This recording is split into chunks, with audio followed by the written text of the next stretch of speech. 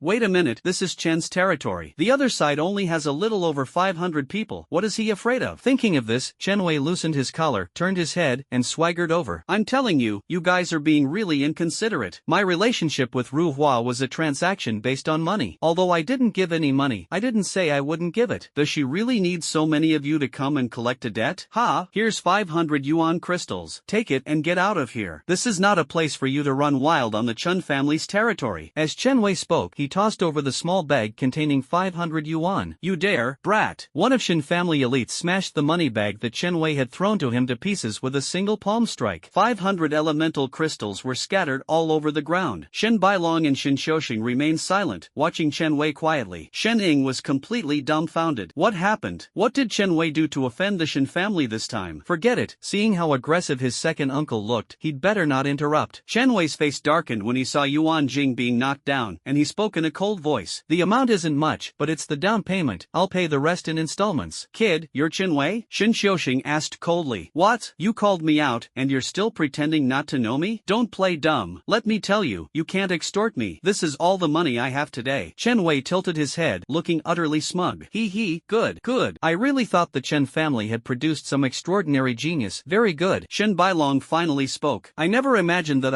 Fomer would die at the hands of someone like you. His aura surged, clearly indicating he was preparing to make a move. Upon hearing this, Chen Wei flew into a rage. You old bastard, don't spout nonsense. Let me tell you, this is the Chen family's defense zone. If you dare to try and extort me, I'll kill you. None of the women I've slept with are Fomer girl. Chen Wei stood with his hands on his hips, exuding an imposing aura, because he was certain that he had never slept with any wind or clouds. Not to mention he owed them money. These people were clearly trying to extort him. Do you really think Chen Wei is easy to bully? He's a member of the Chen family, and he's a company commander. Being in one's own home gives one a lot of confidence. You're courting death. One of Chen family's elite members was about to make a move. Stop! A shout came from not far away. At this point, Commander Chen stopped pretending to be deaf and mute. If things continued like this, Chen Wei would probably really have to take the blame until he died. He led his men out to greet them and said calmly, what brings our friends from the Shen family here from afar? When Shen Bailong and Shin Xiuxing saw Commander Chen arrive in person, they ultimately managed to control their emotions. Greetings, Commander Chen. Commander Chen, how have you been? Commander Chen nodded to everyone and said calmly, alright, everyone come with me. Chen Wei, you can go back now. There's nothing else for you. Stop. He can't leave. Shin Bailong and Shin Xiuxing spoke at the same time. Chen Wei almost jumped up and cursed, old man, are you still not done? Is she planning to cling to him and stay with him forever? Gentlemen, I don't know any courtesans named Fomer. You've got the wrong person.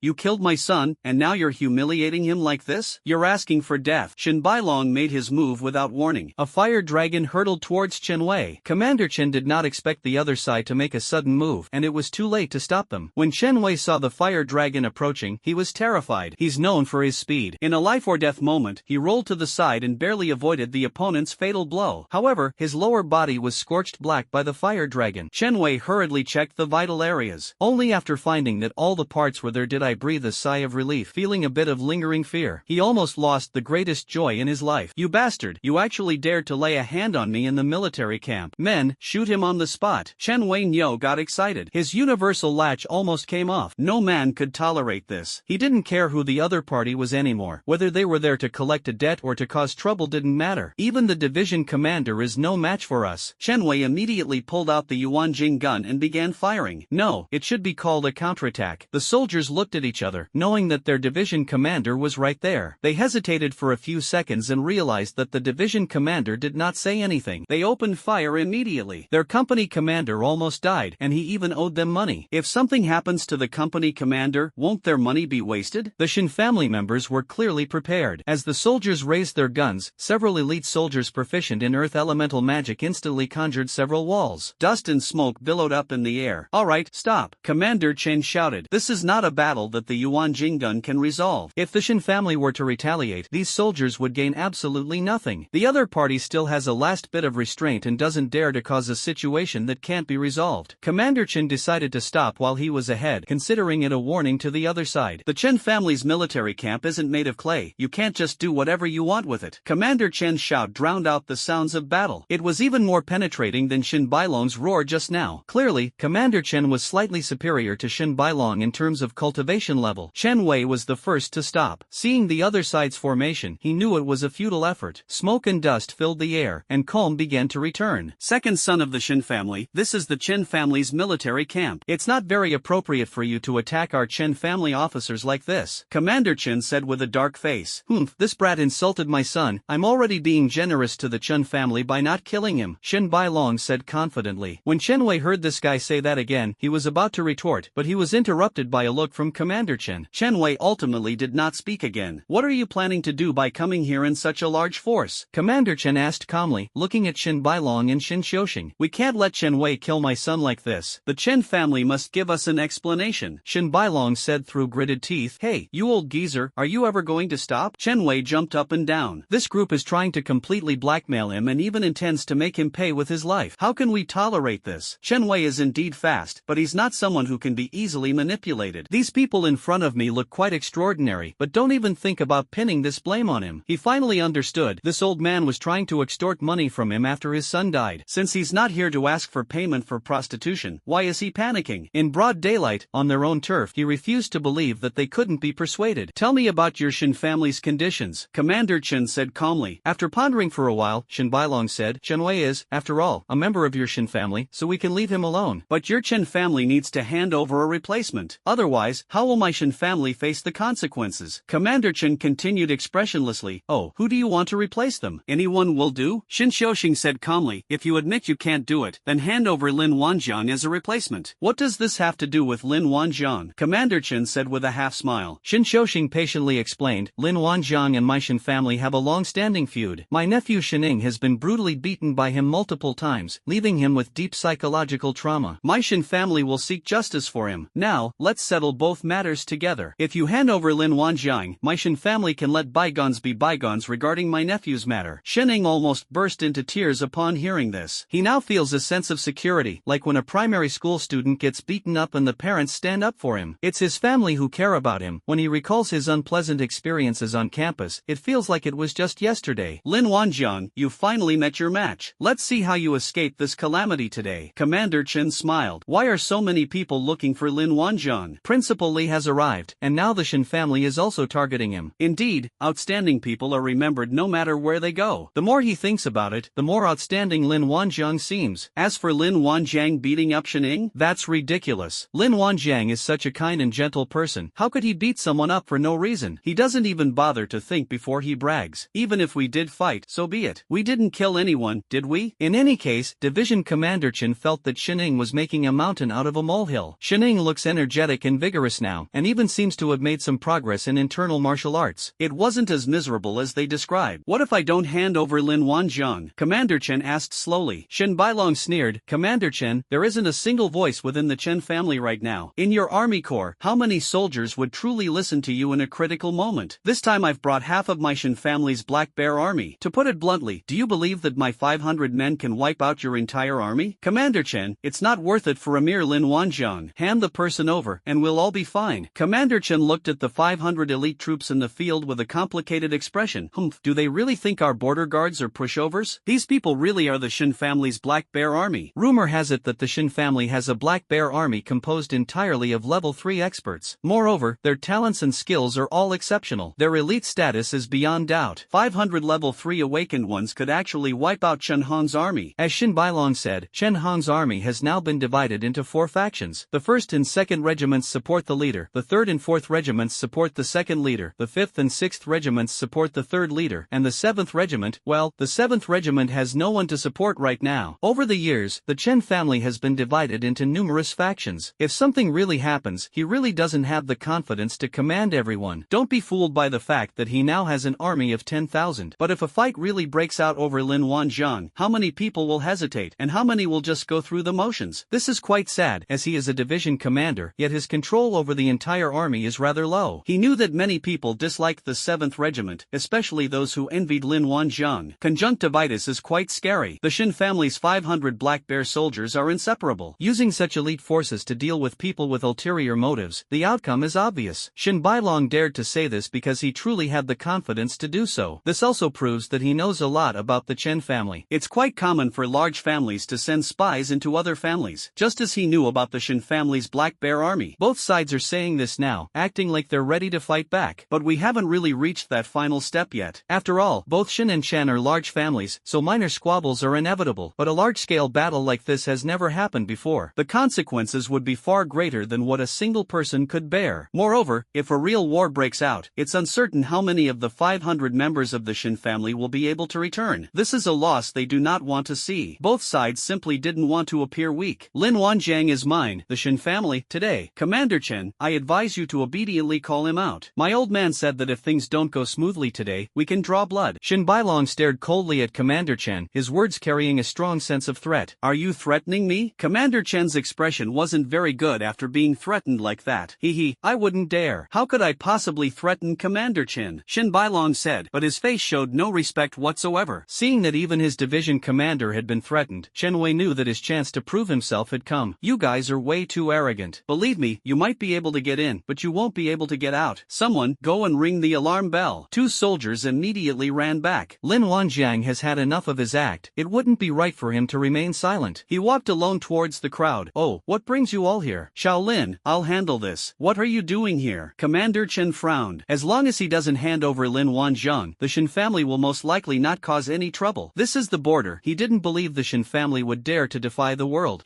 Commander Chen, there are so many people. I'm just worried that you, an old man, can't handle them. Lin Wanjiang laughed. Commander Chen's face twitched.